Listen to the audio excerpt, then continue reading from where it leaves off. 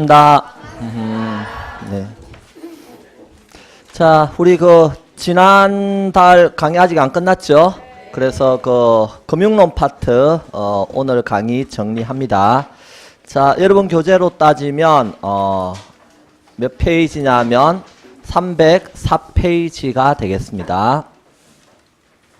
그래서 금융론 파트는 투자론 파트하고도 좀 관계가 있고요. 그래서 조금 까다로운 내용도 있습니다. 그래서 정신을 바짝 차리고 잘 들으셔야 됩니다. 오늘 아까 오는데 한 분이 그러시더군요. 예, 엘리베이터에서 우연히 만났는데 누구라고 말은 안 해요. 자, 그랬을 때 오늘 비도 오고 해서 집에서 공부할 거 하다가 그래도 선생님 얼굴 보고 어때요? 강의 듣는 게 나을 것 같아서 나왔다. 막 그렇게 말씀하시더군요. 예. 맞나요? 그게 여러분에게 좋으니까요. 그죠? 예. 그래서, 이게 금융론 파트, 이런 파트도, 중요하고 한데, 정신을 바짝 차리고 듣지 않으면 어때요? 막 쌩하고 지나갈 수 있죠? 근데 집에서 들으면요. 조용히 자면서 듣게 돼요. 그래서, 인터넷이라고 하는 것이 참 좋다는 것은 유비쿼터스, 그래서 언제 어디서나 볼 수 있다는 점이 제일 좋죠. 그리고 가장 편안한 자세로 볼 수 있잖아요. 침대 앞에 딱 누워가지고 어때요? 들어도 되고 아주 최고 편한 자세로 들을 수 있죠. 예, 그리고 누가 간섭도 안 해요. 존다고 뭐라 그러지도 않고요. 얼마나 편하고 좋은지 몰라요. 근데 편리함은 곧 독입니다. 공부에선 독이에요. 왜냐하면 공부는 리듬이거든요. 이게 우리가 신체에 바이오 리듬이 있대요. 공부도 리듬이 있어요. 어떨 때는 열정에 불타가지고요, 막 정복할 듯이 열심히 한번 해보자 막 이럴 때가 있어요. 예, 상향 시작.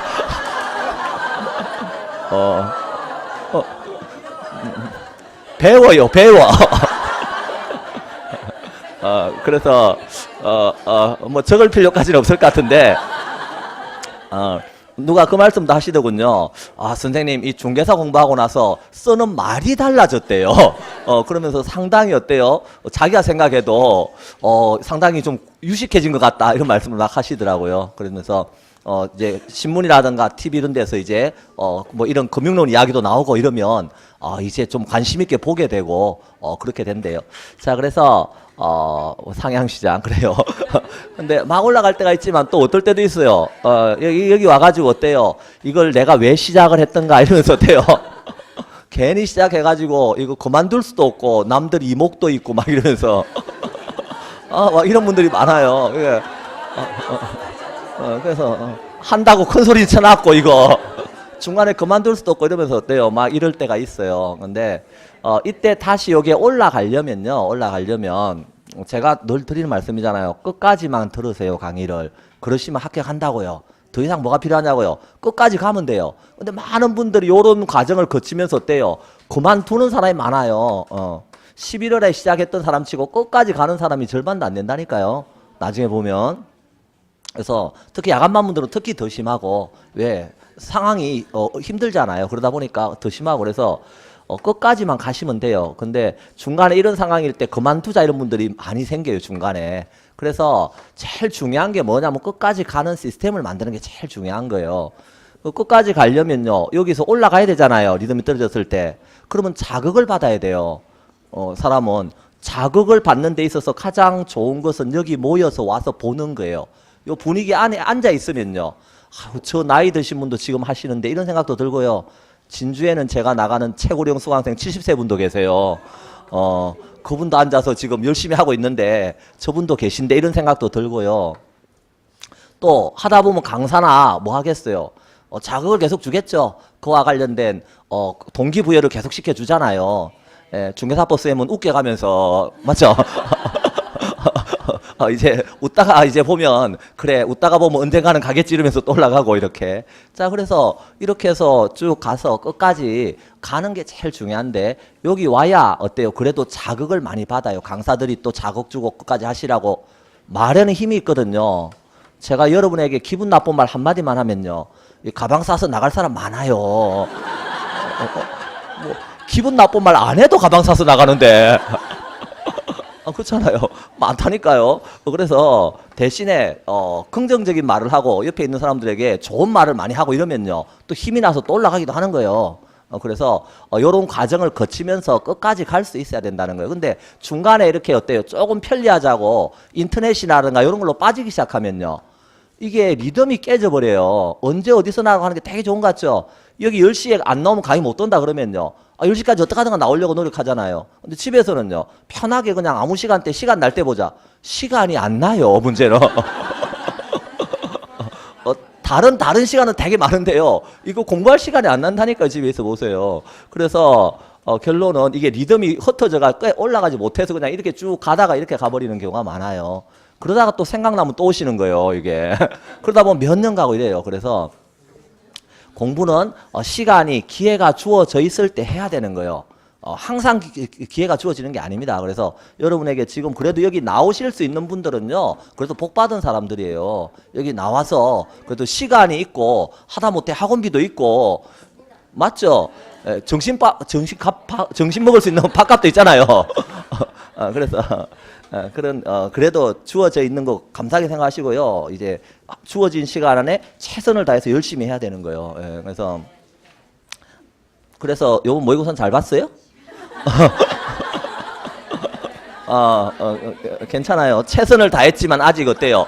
연습이 부족한 거예요. 그래서 혹시 모의고사 점수가 안 나왔다 하더라도 슬퍼하거나 노여하지 마시고 연습이 부족해서 그래요. 자, 오늘 금융론 강의 들어갑니다. 304쪽입니다. 해야 될 내용이 많아요. 자, 우리가 보고자 하는 게 뭐죠? 부동산 금융이죠. 그러면 이 부동산과 관련해서 자금을 뭐 하는 거라고 써놨어요? 융통하는 거, 이게 금융이다. 그러면 이 금융과 관련해서 금융은요, 아주 다양하게 분류할 수 있어요. 부동산 금융이니까 토지 금융 어때요? 주택 금융 이렇게 분류할 수도 있죠. 우리가 시장을 토지 시장, 주택 시장 이런 식으로 나눴듯이 이렇게 분류할 수도 있고요. 또 부동산 금융에서 뭐 직접 금융, 간접 금융 이렇게 나갈 수 있어요. 금융을 분류할 때 우리가 다양하게 분류할 수 있다는 거요. 또 제도권 금융, 비제도권 금융 이렇게 분류할 수도 있고요. 또 공공금융도 있고요. 민간금융도 있죠. 뭐 이런 식으로 분류할 수도 있고 다양하게 분류할 수 있습니다. 우리가 분류는 뭐 아주 다양한데 여기서 직접 금융이라고 하는 것은 말 그대로죠. 그냥 듣고 이해만 하시면 돼요.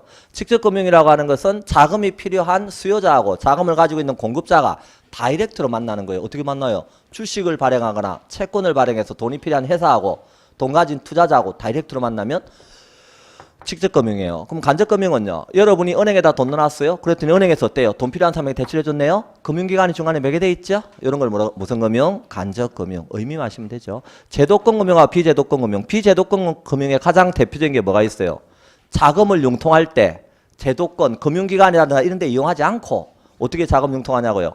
사채를 써요.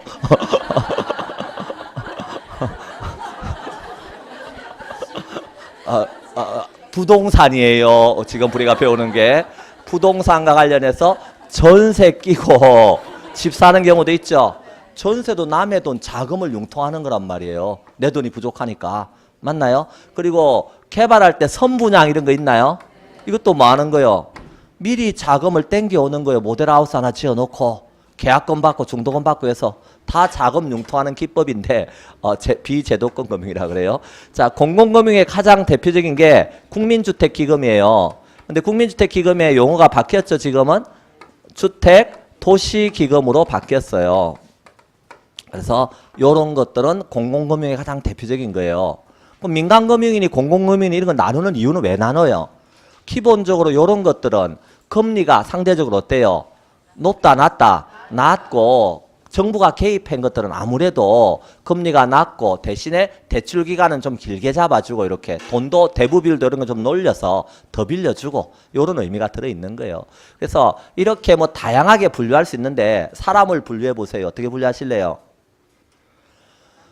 당장 생각나는 게 남자 여자밖에 없잖아요. 우리는 키 순서대로 분류할 수 있고 시력 순서대로 분류할 수도 있고 나이 순서대로 분류할 수가 많잖아요. 그런데 당장 생각하는 게 남자 여자듯이 금융도 좀 분류해봐요. 그러면 다양하게 분류할 수 있는데 우리가 투자론에서 배웠듯이 어떻게 분류할 수 있다는 거요. 자금을 융통할 때 내 돈하고 남의 돈 합해서 부동산 샀다. 기억납니까? 그래서 여기서 무슨 금융이 있어요? 부채금융이 있겠죠. 남해동 그리고 또 지분금융이 있다는 거요. 금융을 분류할 때 이렇게 분류하는 게 가장 대표적이지 않냐 이런 뜻이에요. 그럼 부채금융이라고 하는 건 타인 자본 남의 돈을 자금 융통해 오는 거죠.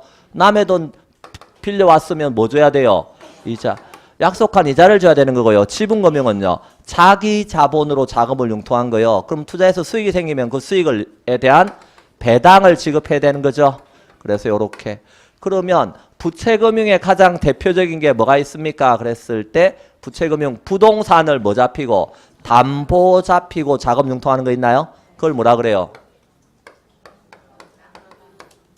부동산을 저당 잡히고 담보 잡히고 자금 융통하는 저당금융. 얘가 가장 중요해요. 저당금융 이야기가. 그리고 신탁과 관련해서 신탁 수익권 이런 거 담보 잡히고 자금 융통해 오는 것을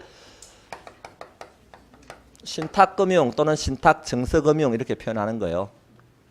우리가 채권이라는 말 들어보셨나요? 본드, 회사채, 국채, 공채 이런 말 들어보셨죠? 다 뭐죠? 채권 발행하는 거는 약속한 이자를 지급하는 부채라는 거예요. 그리고 뒤에서 우리가 이런 것도 배우겠네요. ABS, MBS 이런 말을 막 배웁니다. 가운데 있는 P가 다 뭐냐면 백드돼 있다 그런 뜻이에요. 그 말은 담보되어 있다는 뜻입니다. SH 담보되어 있는 증권, 그 다음에 모기지가 담보되어 있는 증권 뭐 이런 뜻인데요. 그래서 이런 것들 어떤 걸 담보 잡히는 건 기본적으로 다 뭐예요? 부채예요. 그래서 여기 ABS, MBS 이런 것들도 다 어디에 속하는 거다? 부채금융에 속하는 겁니다. 자, 그러면 여기 지분금융에 속하는 건 뭐가 있어요? 가장 대표적인 게 주식을 발행해서 자금을 융통하는 거 있죠? 예, 주식 발행하는 거. 그게 뭐가 있어요? 리츠, 부동산 투자회사. 부동산 투자해서 나중에 리츠 주식 발행에 자금 융통한다 이렇게. 그리고 지분권을 매각하거나 해서 자금을 융통하는 거. 신디케이터와 조인트 벤처 이런 게 있는 거예요. 그래서 이런 것들은 다 어디에 속하는 거예요? 지분금융에 속하는 거란 말이에요. 그러니까 뭐 공모 방식을 통한 증자 이런 말도 있는데 증자가 뭐 하는 거예요? 자본을 더 늘리는 거잖아요. 주식을 더 발행해서. 당연히 이것도 지분금융이에요. 그죠? 예. 뭐 우리가 펀드 가입하는 거 있나요? 펀드도 수익을 배당해 주죠. 그러니까 역시 뭐가 돼요? 지분금융이에요. 자, 그래서 이런 것들이 지분금융에 속한다 이렇게 알아두시면 돼요. 자, 그런데 요 두 가지 성격을 다 가지고 있는 것도 있나요? 그것을 지분과 부채금융의 성격을 다 가지고 있는 것을 메자닌 금융이라 그래요. 메자닌이란 뜻은 이탈리아 말로 1층과 2층의 중간층이다 그런 뜻입니다. 그러니까 요놈 1층 같기도 하고 2층 같기도 하고 막 그런 거예요. 그래서 이거 메자닌 금융인데 가장 대표적인 게 뭐가 있냐면 신주 인수권부 사채와 전환 사채 이런 게 있어요. 신주 인수권부 사채라고 하는 건 말 그대로 요게 사채니까 뭐예요? 어디에 해당하는 거예요? 다 본드잖아요. 채권이란 말이에요. 그런데 신주, 주식을 인수할 수 있대요. 새롭게 신주를 인수할 수 있대요. 그러니까 주식을 인수할 수 있으니까 지분금융도 들어있는 거죠. 그 다음에 이건 사채긴 한데 뭐로 바꿀 수 있다고요? 주식으로 전환이 된대요. 그래서 이것도 어떤 성격이 있다는 거요? 두 가지 성격이 다 있다는 거예요. 그래서 이런 것을 메자닌 금융이라고 썼어요. 그러니까 우리가 이렇게 금융에서 첫 번째 물어볼 수 있는 것은 금융을 분류해가지고 이런 게 대해서 물어볼 수 있는데 가장 잘 물어보는 게 이렇게 부채금융과 지분금융을 나눠놓고 다음에 해당하는가 안 하는 거 뭐 이렇게 물어본다는 거예요. 지분금융에 해당하는가 안 하는 거. 그래서 물어보면 준비했다가 뭐 하시면 돼요? 콕 찍어서 맞추시면 되는 거예요. 그래서 이번 모의고사에도 나왔죠? 중요한 건 나왔다는 사실 자체를 모르는 게 제일 큰일이요. 뭐가 나왔는지를 모르면 모의고사 왜 보는지 모르겠어요. 모의고사를 보는 이유는 틀린 부분을 찾으라는 거예요. 여러분이 40문제 다 맞추진 않았을 거 아니에요. 뭐 솔직히 말하면 태반 이상이 틀렸겠지. 자, 그랬을 때 어때요? 틀렸다는 건 내가 그 내용에 대해서 아직 완벽하게 모르고 있다는 뜻이잖아요. 그러면 그 부분을 집중적으로 찾아서 공부를 하시라는 거예요. 그러면 이제 조금 더 입체적으로 공부가 되는 거예요. 그러니까 금융론에서 항상 중요한 부분을 에서 나옵니다. 분류해서 요 내용이 제일 중요하니까 우리 모의고사에서 이렇게 물었어요. 이제 들어보시면 돼요. 25번 문제에서 이렇게 물었어요. 다음 보기에서 지분금융, 메자닌금융, 부채금융이 있다. 이 중 지분금융을 모두 고른 것은 기억번, 저당금융. 아니다. 맞다. 자, 그래서 아니다. 니어문 신탁 증서금융. 아니다. 이것도. 예.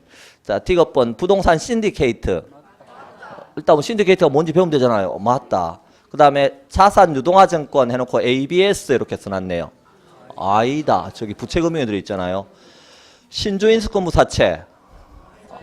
아니다. 이렇게. 그러니까 지분금에 속하는 거는 요거 하나 있네. 신디케이트 이렇게.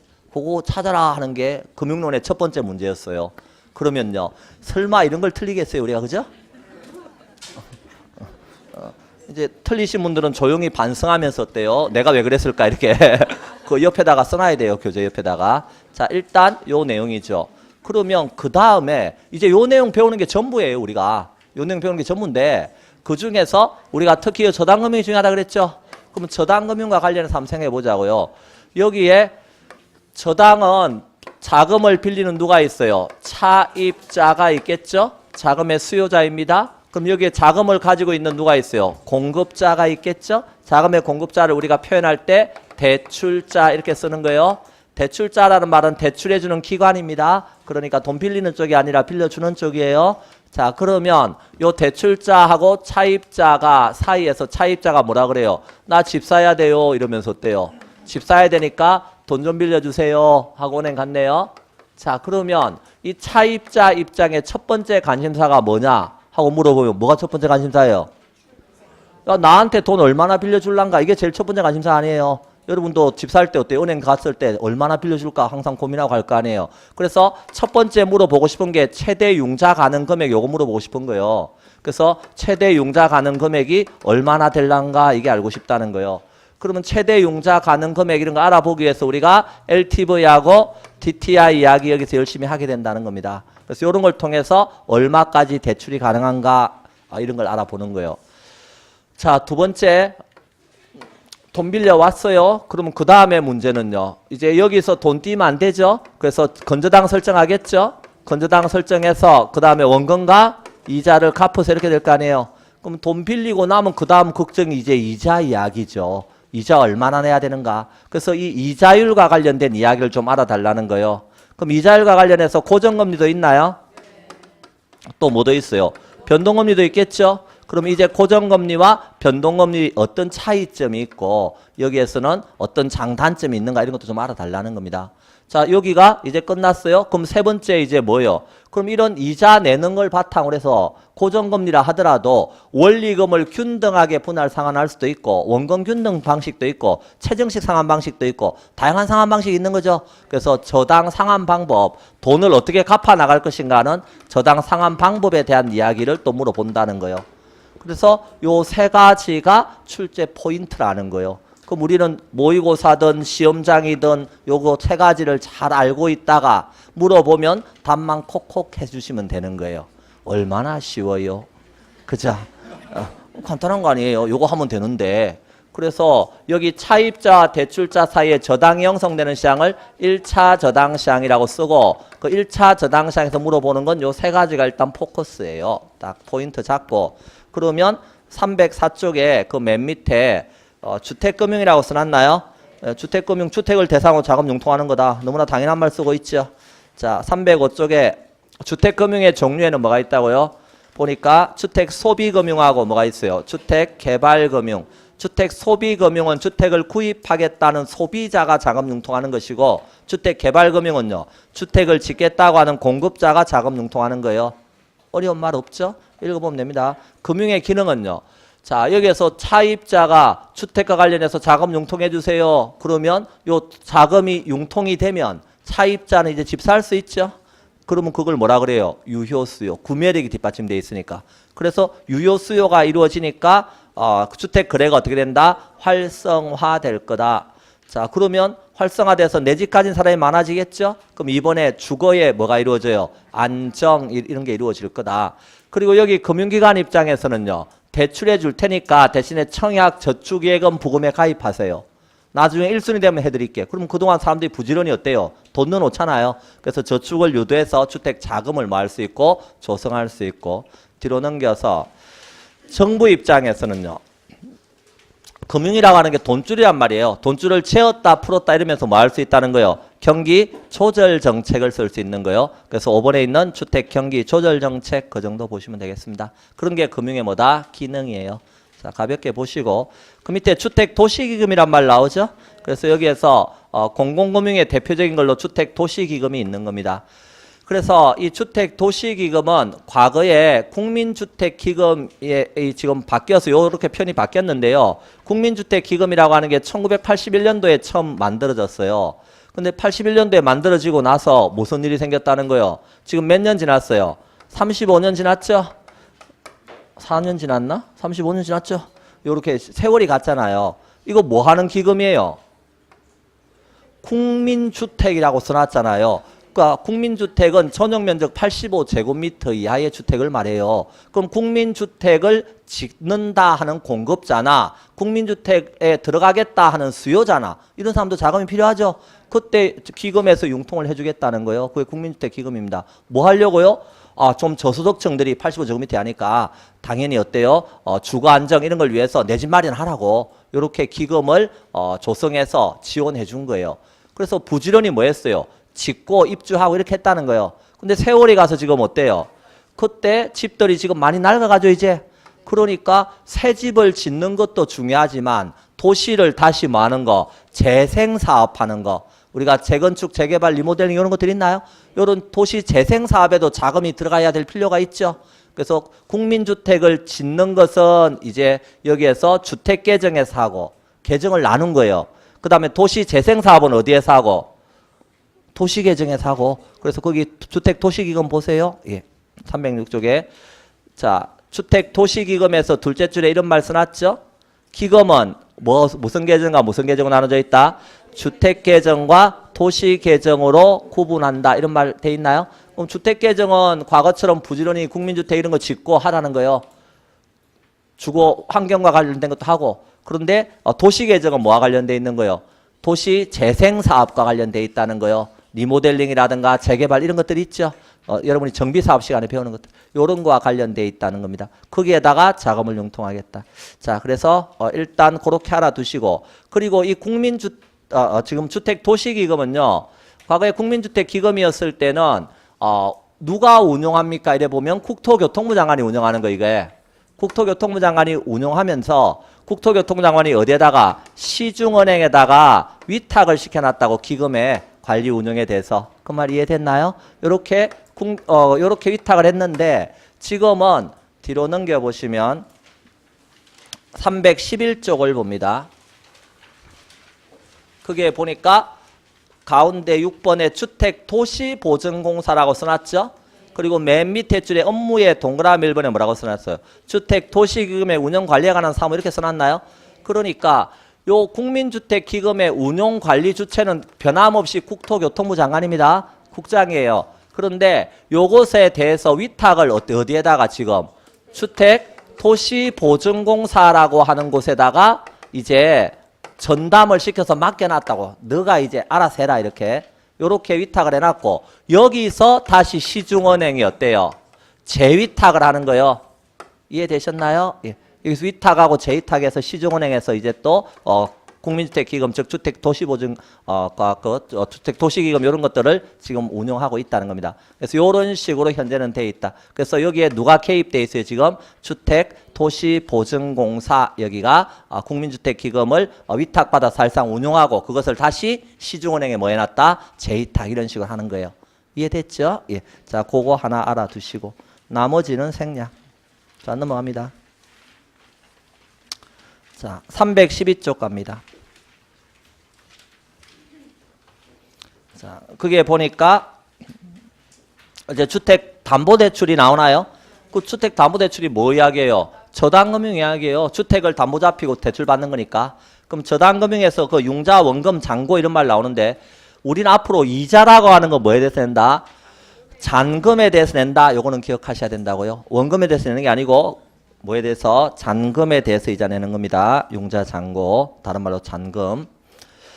자, 313쪽 가니까 뭐가 보여? 대부 비율하고 총부채 상환 비율 이런 말 보이나요?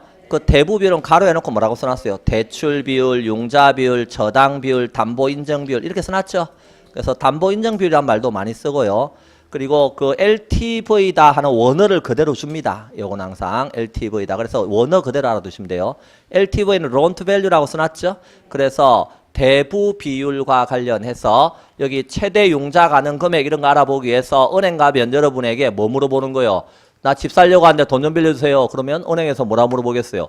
그 집 얼마짜리 이렇게 물어본다는 거예요. 그게 부동산에 뭐가 된다? 가치. 그래서 LTV라고 하는 것은 론이 대출액이죠. 융자액, loan to value니까 value는 부동산의 가치를 말하는 겁니다. 그래서 부동산의 가치를 기준해서 론, 융자액으로 얼마까지 빌려줄 것인가 이걸 따져보는 게 뭐가 대부 비율이 되겠습니다. 자, 그러면 LTV가 예를 들어서 50%고 부동산 이 융자액을 2억까지 지금 받고 싶어요. 2억까지 받고 싶어요. 그러면 이때 부동산의 가치는 얼마 이상은 돼야 됩니까? 이런 어려운 문제를 내면 맞출 수 있나요?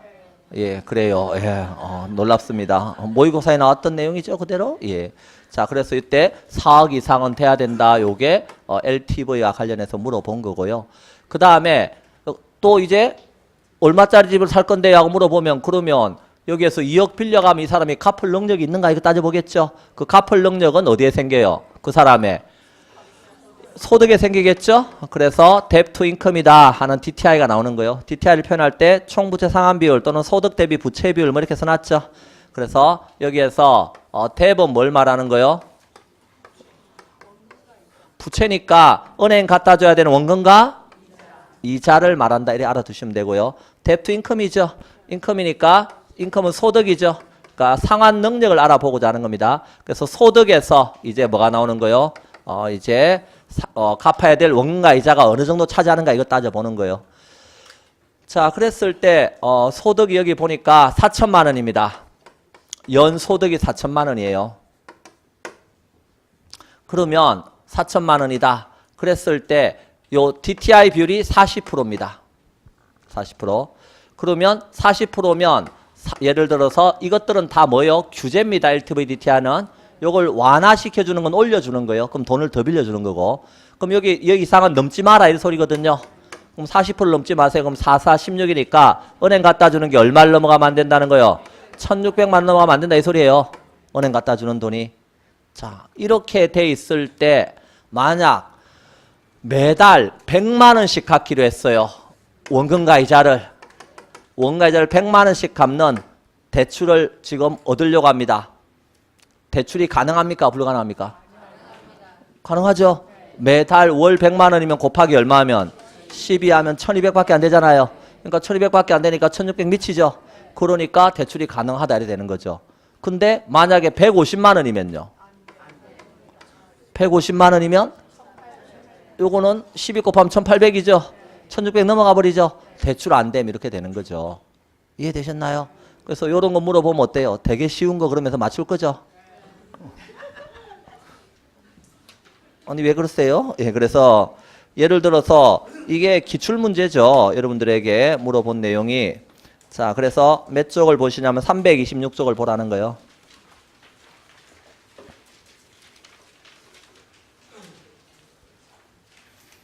자, 326쪽 예제에서 주택금융과 관련된 다음 상황에서 옳은 것하고 물었잖아요. 기업권 A는 총부채 상환 비율이 적용되지 않는 지역에, 즉 총부채 상환 비율이 적용되지 않는다는 건 DTI가 적용되지 않는다는 소리죠. 지역의 소자는 주택 매입을 위해서 담보 인정 비율, 즉 LTV라고 써놨죠. 요 LTV가 50%를 적용해서 주택 담보 대출 2억 원을 받으려고 할 때, 요거 50% 적용해서 2억 원을 받으려고 할 때 이렇게 이제 A가 매입하고자 하는 주택의 담보 평가 가격은 얼마 이상은 돼야 되는가? 얼마 이상? 4억 이상은 돼야 된다. 요 소리고. 니언번은요. 담보 인정 비율은 적용되지 않으나 총부채 상환 비율이 40%인 지역에서, 즉 LTV는 필요 없고 DTI만 40%인 지역이 있다는 거예요. 그 지역에서 연소득 4천만 원인 B가, 요 4천만 원인 B가 어떻게 한다고요? 원리금 균등분할 상환액 150만 원인 주택 담보대출 받으려고 할 때 B의 대출 가능 여부는 150만 원 아까 안 된다 그랬죠? 요 12달 해버리면 1800 되니까 안 됨. 이렇게 대출 안 됨. 이렇게 됐죠. 그랬더니 모의고사에서는요. 다른 거 똑같이 해놓고 24번에서 이렇게 물었어요. 또 주택 금융과 관련된 다음 상황에서 옳은 거 대놓고 기업권 A는 총부채 상환 비율은 적용되지 않는 지역에 소재하는 주택 매입을 위해서 담보 인정 비율 50%를 정해서 이것도 안 바꿨어. 그냥 50% 정해서 이제 주택 담보대출 2억 원을 받으려고 할 때 A가 매입하고자 한 주택 담보 평가액은 얼마 이상 해야 되는가? 4억. 그대로 써놨네. 니연번에 그대로만 써놓으면 좀 미안하니까 니연번에 하나 바꾸긴 했어. 뭐 담보 인정 비율은 적용되지 않으나 총부채 상환 비율이 40%인 지역에서 연소득 4천만 원인 B가 매월 원리금 균등 상환액 100만 원인 주택 담보대출 받으려고 한다. 요거는 가능이죠. 요건 150에서 어때요? 불가능했는데 요거는 100만 원이니까 가능. 그거 찾으래요. 그러면요. 이런 거 나오면 너무 쉬워서 그냥 맞출 거죠? 해주니까 쉽지. 지문을 읽으면서 벌써 어이구 나랑 아무 상관없는 문제 이러면서 어때요? 건너간 사람이 태반이요. 왜? 일단은 뭔가 계산 문제 같잖아요. 그래서 우리가 문제에 항상 이겨야 되는 거예요. 문제 지면요. 항상 이게 안 되는 거예요. 문제 이겨야 되는 거예요. 문제가 나와도 이 별 볼 일 없는 거 이거 어차피 우리가 배운 거야 이러면서 어때요? 자신 있게 해야 돼요. 그러면 답도 보이고요. 막 자신감 있으면 뭐가 보이는데 문제 치잖아요. 그러면요. 숫자 하나도 못 읽어요. 4천만 원도 400만 원을 읽고요.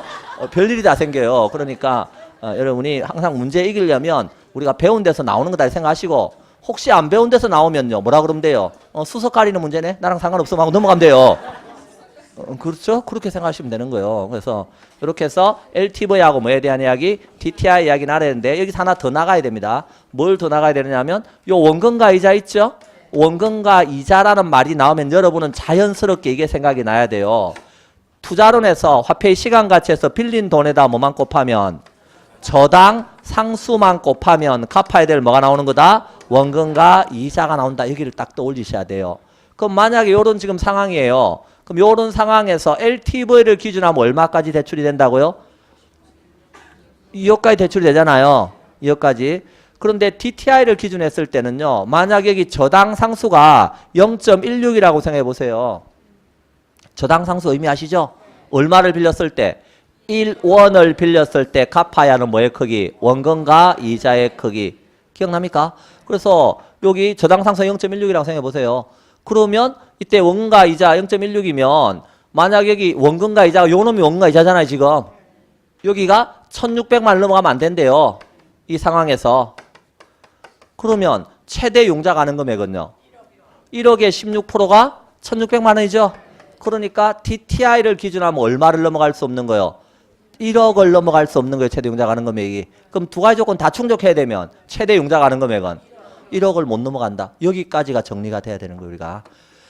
그래서 요 내용은 이제 투자론 열심히 한 우리는 이제 자연스럽게 나와야 되고 그래서 요게 자연스럽게 나오려면 LTV, DTI에서 여러 번 써봐야 돼요. 여러분이. 그래야 이런 것들이 자연스럽게 나옵니다.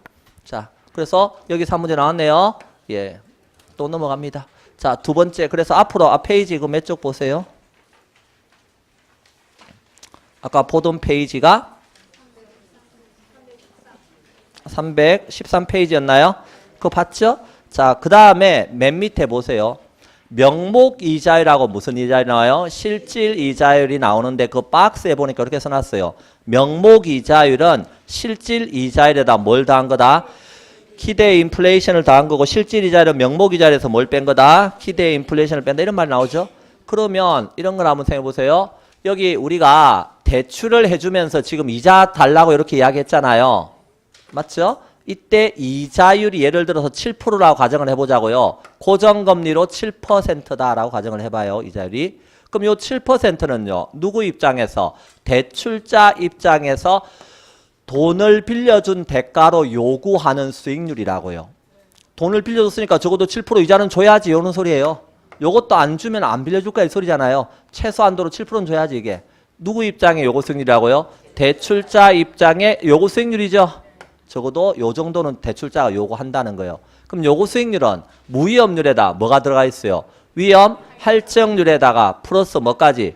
피시효가 그래서 예상 인플레이션율까지 들어있던 기억납니까?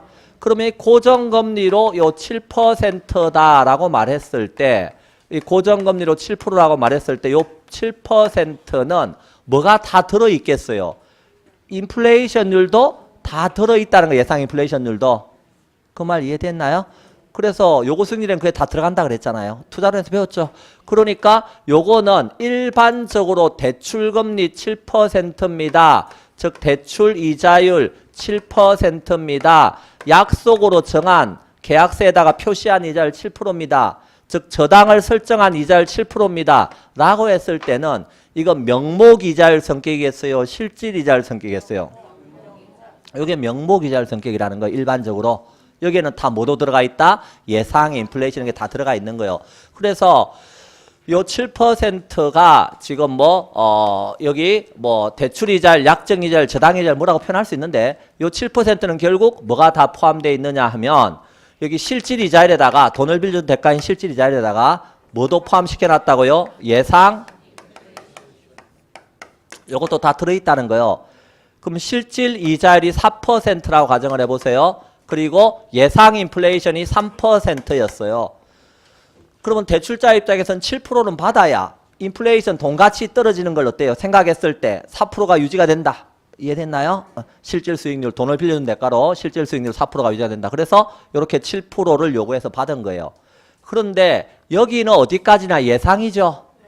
그럼 예상이니까 대출해 줄 때 3% 인플레이션 예상했는데 실제 인플레이션은 3%보다 더 생길 수도 있나요?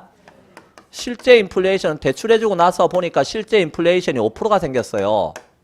5%가 생기면 이제 요 시장에서 형성되는 이자율이 있다고요. 시장에서 형성되는 이자율은 여기 있는 실제 인플레이션을 반영해서 형성되는 거예요. 그럼 시장 이자율도 당연히 실질 이자율이 있어야 되겠죠? 거기다 실제 인플레이션을 반영하는 거죠. 그럼 실질 이자율이 몇 프로예요? 저기 4%대? 그럼 여기다 요거 다음 몇 프로예요? 9%. 그러니까 시장 이자율이 올라가는 일이 생긴 거죠, 지금. 여기는 7%인데. 그럼 부동호 표시가 이렇게 될 거 아니에요?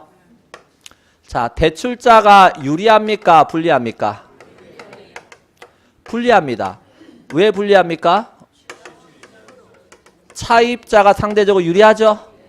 왜 유리합니까? 그랬을 때 차입자 입장에 쉽게 생각하면 시장에서 지금 돈 빌리려면 9% 줘야 돼. 근데 자기는 약속으로 정해서 지금 몇 프로만 주고 있어요? 7%만 주고 있잖아요. 2% 적게 주고 있죠? 그래서 유리한 거예요. 근데 대출자는 불리하죠? 왜 불리합니까? 여기에서 보시면 예상한 인플레이션은 지금 3%잖아요. 근데 뭔 일이 생겼어요, 지금? 현재 시점에 보면 예상 못한 인플레이션이 생겼죠? 몇 프로 생겼어요? 2%도 생겼잖아요. 그래서 현재 실제 나타나고 있는 인플레이션은 5%란 말이에요. 근데 여기 7%는 바꿔요, 못 바꿔요? 고정이잖아요. 요거는 못 바꿔요. 그럼 요 놈이 어떻게 될 수밖에 없는 거예요? 요 놈이 내려오는 거예요. 몇 프로로? 2%로. 즉 예상하지 못한 인플레이션이 발생해서 대출자는 실질 이자율이 어떻다? 하락하게 된다고요. 자, 이런 위험을 이자율 위험, 금리 위험이라 그래요. 실질 이자율이 하락했으니까. 이해됐나요? 그래서 이자율 위험은 누가 떠안게 되는 위험이죠? 이때 대출자가 떠안게 되는 위험이죠. 대출자 위험이 되는 겁니다. 그러니까 대출자는 손해가 되는 거죠. 실질 수익률 2%를 잃어버리니까. 자, 그래서 일단 우리는 거기서 알 수 있는 거와 관련해서 뒤로 넘겨서 314쪽에 그 고정금리 대출 방식이라고 써놨죠.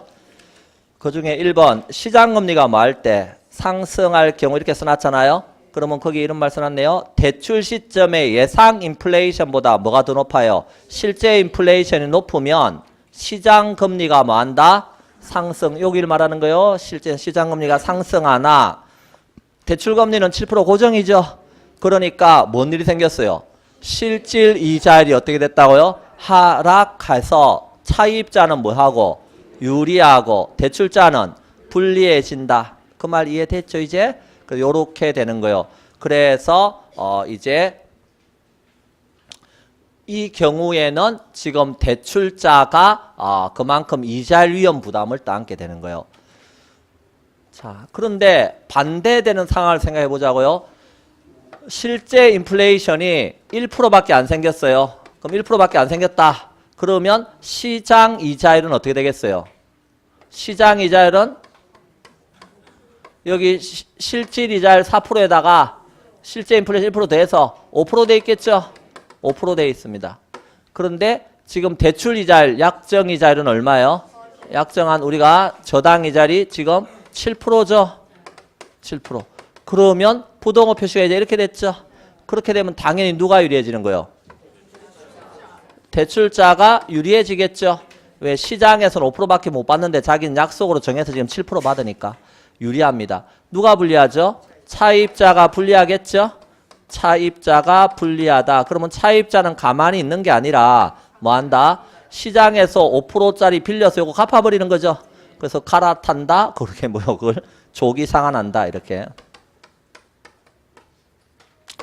자, 조기 상환이라고 하는 게 들어오면 대출자는 이제 처음엔 유리했지만 무슨 위험이 또 생기는 거예요? 조기 상환 위험이 생기는 겁니다. 그러니까 빨리 돈이 들어오면 높은 이자가 더 이상 안 생기는 위험이 생기는 거죠. 그래서 조기 상환 위험이 생깁니다. 그래서 이런 조기 상환 위험에 대처해서 조기 상환하게 되면 수수료 부과할 거야 이럴 수 있죠? 그럼 수수료 부과하면 조기 상환 한다 안 한다? 그거는 할 수도 있고 안 할 수도 있겠네요. 만약 조기 상환해서 어때요? 뭐 수수료쯤이 하고 조기 상환했다. 그러면 조기 상환 위험은 결국 누가 따안게 되는 위험이에요? 대출자 위험이 되는 거죠. 이해되셨나요? 예. 그러니까 여기서 알 수 있는 것은 시장 이자율이 상승하면 애초부터 누가 불리해져요? 대출자가 손해가 되는 거예요. 이자율 위험. 그래서 대출자가 애초부터 손해가 되고 시장 이자율이 하락하면 이렇게 하락하면 좋다 말아버리는 일이 생기는 거예요. 좋다 말았다. 그래서 결국 대출자가 조기 상환 위험 부담을 따안게 됩니다. 자, 그 이야기를 쓰고 있는 게 315쪽 맨 위에 시장금리가 뭐 했을 때?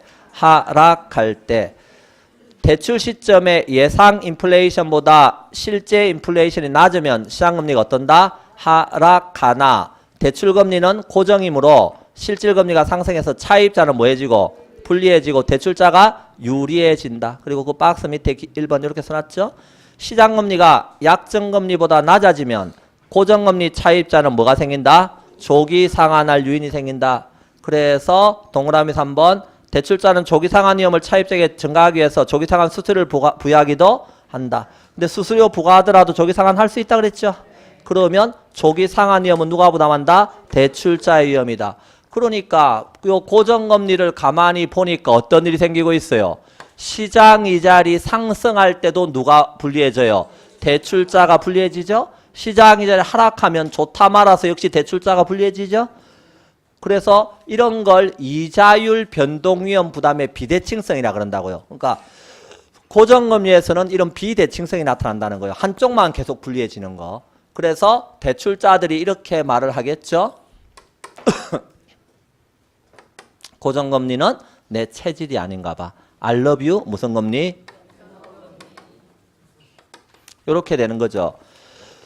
그러면 변동금리가 나타나는 거는 기본적으로 여기에서 예상 못한 인플레이션이 발생했다. 그러면 여기서 요게 생기면 뭐 하겠다는 거예요? 실질 이자는 가만히 두고 뭐를 바꾸겠다는 거예요? 요 놈을 5%가 아니라 몇 프로로? 9%로 올려서 이해됐나요? 차입자의 위험을 뭐 하겠다? 전가시키겠다. 그러기 위해서 나오는 게 변동금리라고요. 그래서 이런 이제 변동금리가 왜 생깁니까? 그랬을 때 둘째 줄 변동금리 대출 방식 봅니다. 둘째 줄 즉 뭐라고 써놨어요? 대출자 측에서 발생할 수 있는 이자율 변동 위험을 누구에게? 차입자에게 전가시키기 위해서 변동금리 대출 상품을 한다. 이해됐죠? 그래서 이런 대출자는 이자율 변동물을 차입자에게 떠넘김으로써 인플레 위험 이런 이자율 변동 위험을 뭐 할 수 있다? 방지할 수 있다.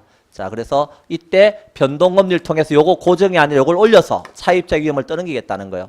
자, 그런데 변동금리를 보니까 기준금리하고 뭐로 돼 있어요? 기준금리에다가 가상금리 대해서 변동금리가 되고 있죠?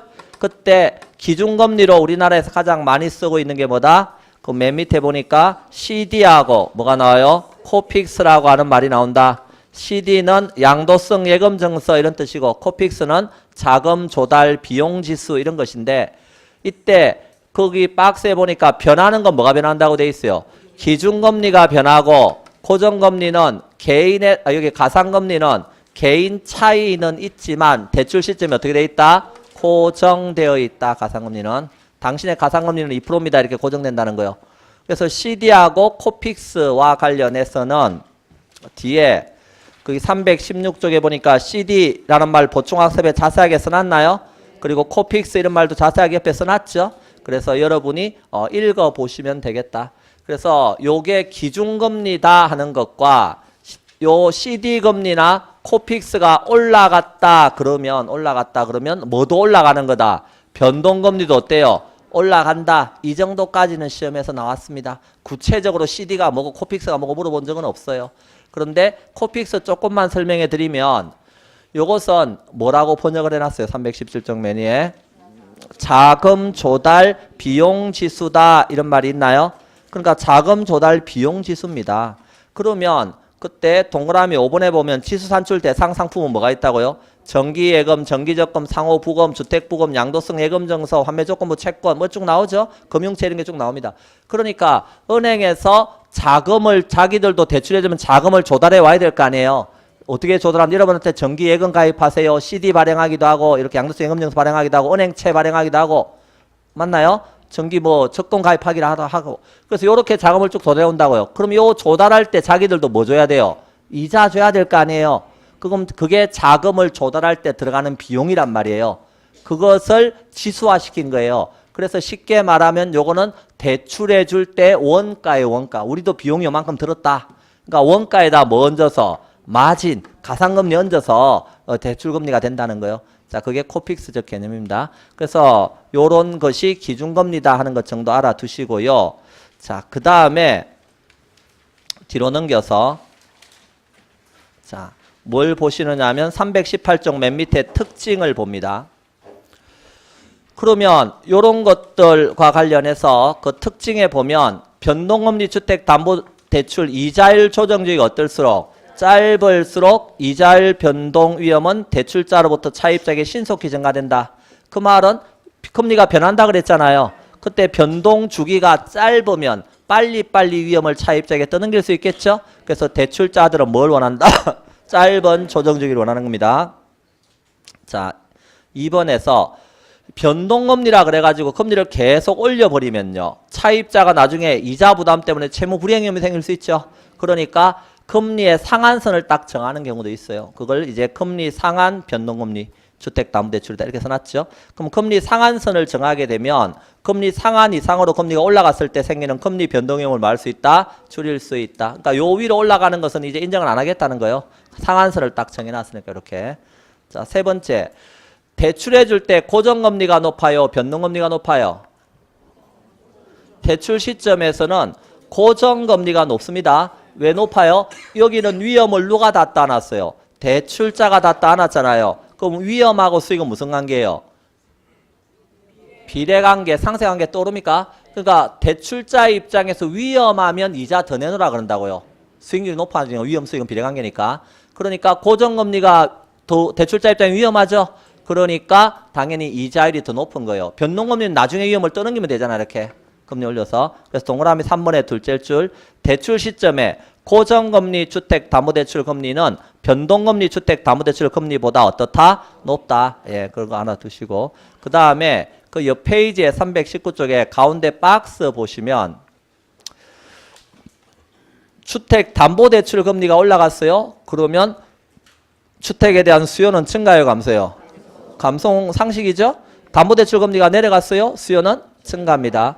그리고 LTV라든가 DTI는 규제인데 그걸 올려주면 규제가 완화되는 거예요. 돈을 더 빌려주는 거죠. 그러면 부동산에 대한 수요는요. 증가. 반대로 LTV, DTI가 내려갔다는 건 규제가 강화된 겁니다. 그럼 수요는 뭐가 돼요? 감소. 맨 밑에 박스. 대출자는 아까 위험하면 뭐라고 쓴다고 그랬어요? 이자 더 내놓으라고 한다. 기억납니까? 위험하면 이자 더 내놓으라고 그래요. 안전하면요.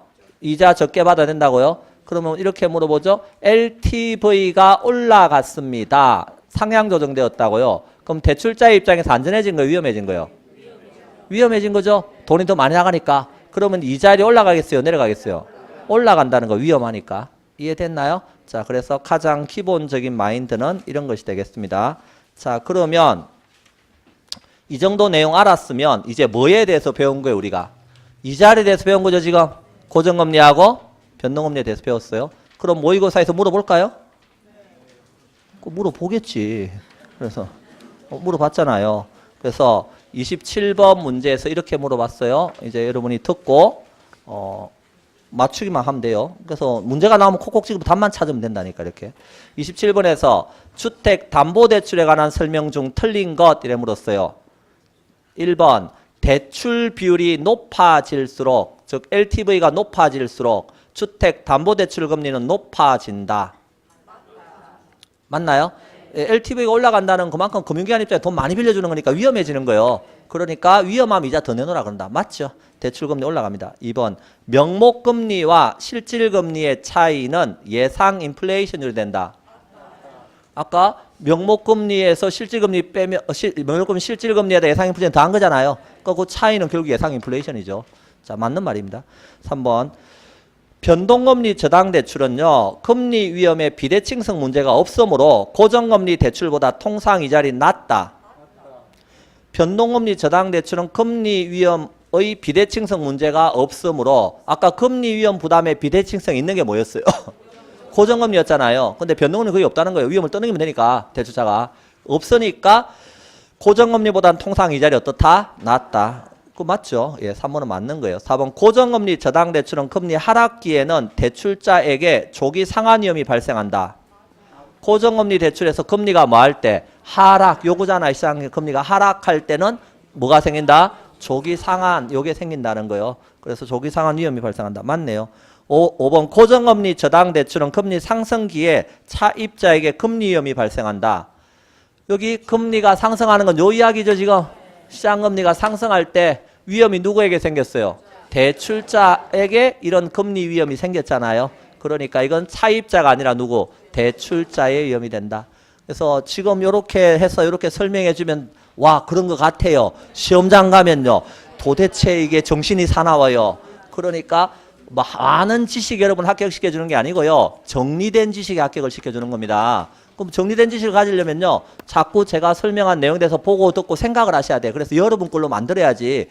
강사 거는 강사 갈 땐 다 아름다운 말 같이 들린다니까요. 그래서 여러분이 생각해서 여러분 걸로 이걸 만드셔야 돼. 그러니까 많이 배울 필요가 없어요. 요 지금 설명하고 있는 내용만 잘 이해하셔도 이 문제 제가 안 냈어요. 안 냈지만 똑같은 거예요. 누가 내든지. 그래서 요게 중요하니까 요건 물어본 거고 그 다음 뭐 물어볼 거예요? 요거 물어보겠지 당연히. 그러면 그거는 쉬었다 하면 되잖아요. 예.